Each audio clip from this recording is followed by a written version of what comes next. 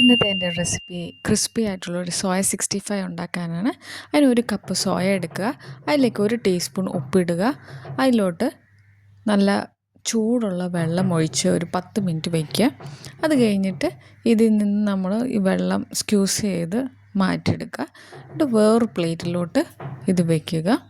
ഇനി നമുക്ക് മസാല ഉണ്ടാക്കാം. 1 teaspoon chilli powder, 1 teaspoon coriander powder, 1 teaspoon garam masala, 1 teaspoon ഉപ്പ്, 2 tablespoon cornflour, 2 tablespoon rice flour, 1 teaspoon ginger garlic paste, 2 tablespoon തൈരും കൂടെ add ചെയ്ത് നമുക്കിതിലോട്ട് സോയ ഇത് ഇടാം.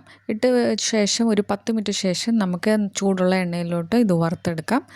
വറുത്ത് ഒരു 2 മിനിറ്റ് ശേഷം അതിലോട്ട് കറി ലീവ്സും 1 ചില്ലിയും കൂടെ മുറിച്ചിട്ട് നമുക്ക് അപ്പോൾ തന്നെ വറുത്തെടുക്കാം. നല്ല ടേസ്റ്റി ആയിട്ടുള്ളൊരു റെസിപ്പിയാണ്. നല്ല ചിക്കൻ്റെ ഒക്കെ ടേസ്റ്റുള്ള റെസിപ്പിയാണ്. അപ്പോൾ എല്ലാവരും ഒന്ന് ട്രൈ ചെയ്യുക. എൻ്റെ ചാനലൊന്ന് സബ്സ്ക്രൈബും ലൈക്കും ചെയ്യാൻ മറക്കല്ലേ.